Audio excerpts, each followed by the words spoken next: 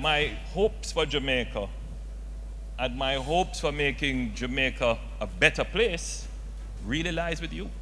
I am endorsing this call for a national day of prayer, fasting, and repentance. And Jamaica is very proud, very humbled to have hosted such a dialogue.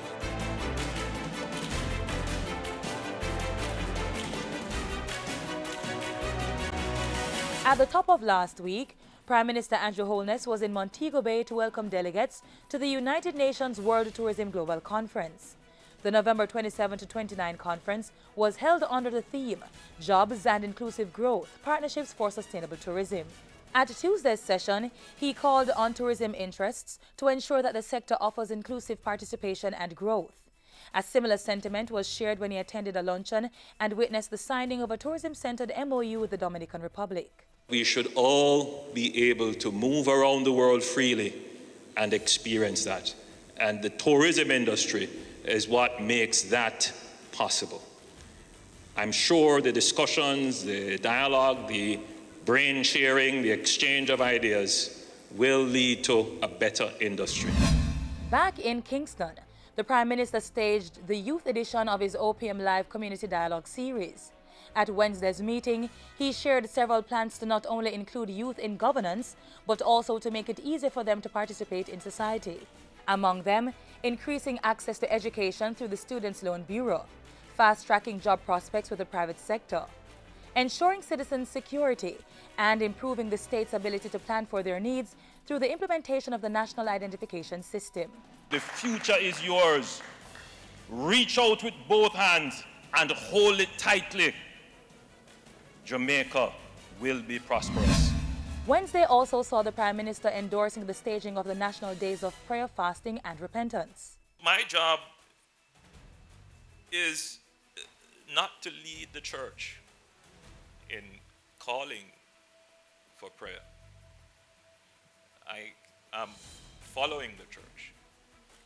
And my job as the political leader, executive leader of the nation is to endorse the call and the work of the spiritual leaders.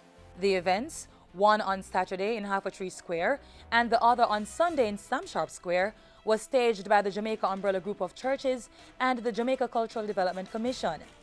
At Saturday's function, under the theme, Jamaica Repent and Turn, Prime Minister Andrew Holness offered a powerful 10-minute prayer for the nation. I come acknowledging that we have sinned against you. We have sinned against our people, and we repent, and we ask for forgiveness, mercy, and cleansing in Jesus' name. By Thursday, the Prime Minister was in Maypen, Clarendon, endorsing the Ministry of Health's Jamaica Moves initiative. Before he worked up a sweat, Mr. Holness urged the crowd to cut down on or eliminate food high in sugars and fat from their diet. These, he said, should be replaced with more vegetables and fruits. He also emphasized the need for daily exercise. A healthy body produces a healthy mind.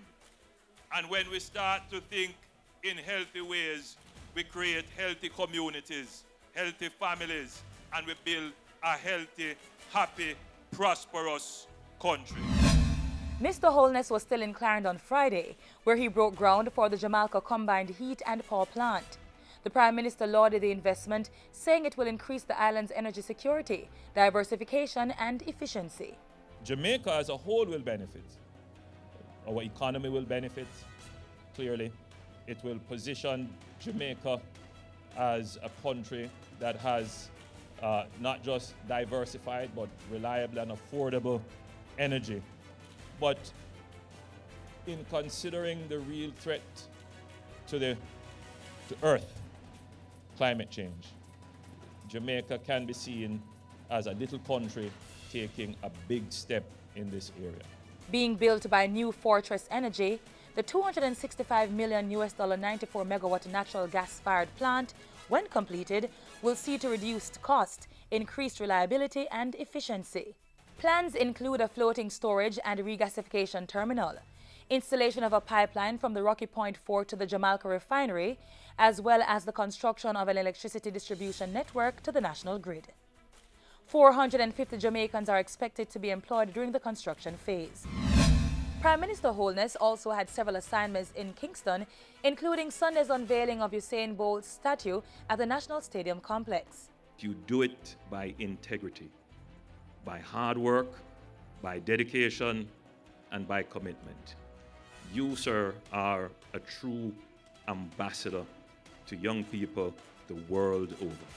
The day before, he attended a Jamaica Constabulary Force cocktail party.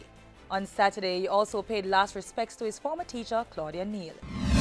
And at Jamaica House, the Prime Minister welcomed several guests. On Wednesday, he held talks with a delegation from the American Friends of Jamaica organization.